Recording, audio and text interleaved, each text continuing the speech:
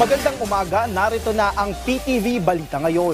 Binigyang diin ni Pangulong Ferdinand R. Marcos Jr. na kinakailangan pang pag-aralan ang panawagan ng aumento sa sahod. Ito ay sa posibleng epekto nito pagdating sa legal na usapin at sa ekonomiya, partikular na sa mga micro, small and medium enterprises o MSMEs.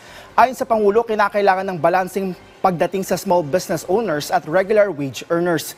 Siniguro naman ng Pangulo na tinutugunan ng pamahalaan ng isyu ng taas sa sahod kasabay na rin ng pagtaas ng presyo ng mga pangunahing bilihin.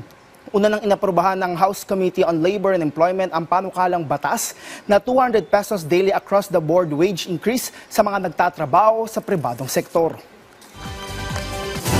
Sa ibang balita, higit 10,000 reklamo pagdating sa mga scam ang natanggap ng Cybercrime Investigation and Coordinating Center ng DICT sa nakaraang taon.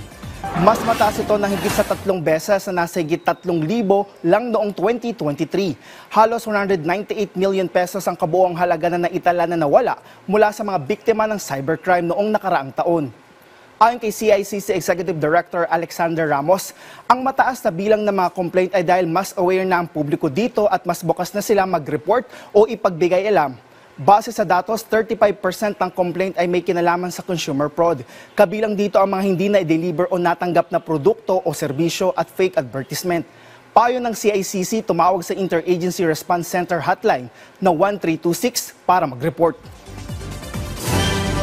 At yan ang mga balita sa oras na ito. Para sa iba pang updates, i-follow at i-like kami sa aming Facebook at X at PTVPH. Ako si Rod Lagusad para sa Pambansang TV sa Bagong Pilipinas.